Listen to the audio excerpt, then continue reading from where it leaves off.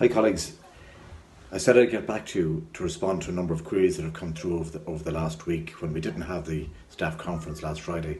One, just to go through the questions, one of the questions is, will exams take place in the exam centres this semester?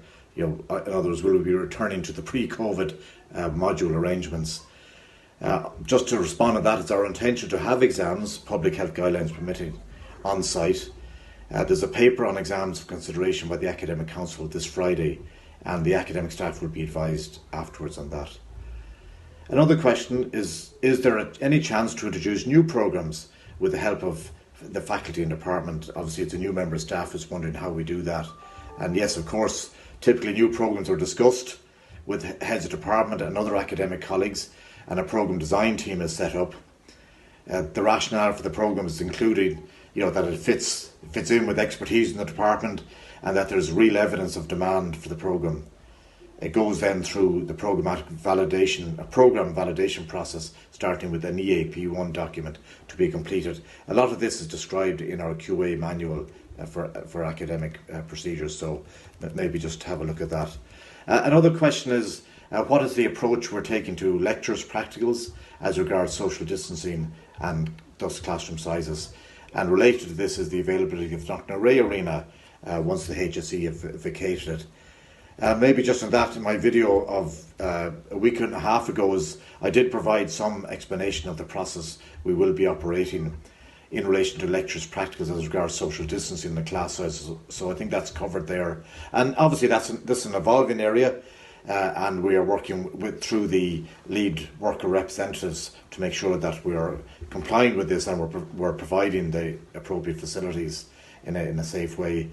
The HSE will release the Knockna Arena back to us by the 10th of October, and normal access for students should then resume. So your head of department should confirm the schedule of access, and Dr. Chris O'Malley, our VP of Research Innovation Engagement, is managing the Knockna Arena, so there'll be exchanges along those fronts. Another question is, can lecturers make their own decisions to reduce contact with students, moving to a blended learning platform, or does this have to be approved in accordance with policy in particular schools? The quick answer is no. Lecturers need to talk to their heads of department about the delivery, and the programme board needs to be involved in discussions to ensure consistency of approach and that students are properly informed, especially for the few weeks of start-up on this. Each department is making these decisions for each programme with the general objective of bringing students back on campus as per the direction provided by the Minister. And there will be some on campus and some off campus learning, at least until the end of October. And the intention then is to increase the on campus teaching. However, flipped learning, as the question asked earlier, is a positive approach, and we certainly can be applied where appropriate, whether on or off campus. It certainly has been found a good way of learning. A question in relation to St Andrews: will the Erskine Order retain any managerial governance, say, or veto over any parts of the institute once we merge St Andrews into us? And a related question is, will we remain a secular institution that does not promote the values of any particular religion?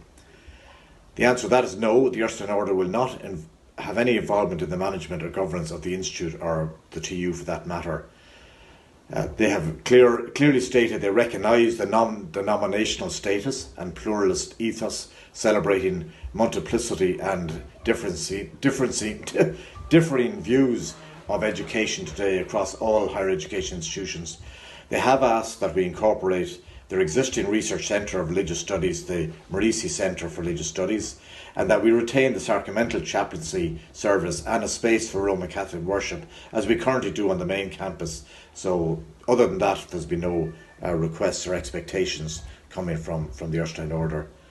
A final question is, will Flexi time be available again to admin staff while working on the campus? And I've talked to HR about this. Flexi is only applicable to staff who are on campus 5 days a week. So any form of remote working, blended or full remote working, will make staff ineligible for Flexi time.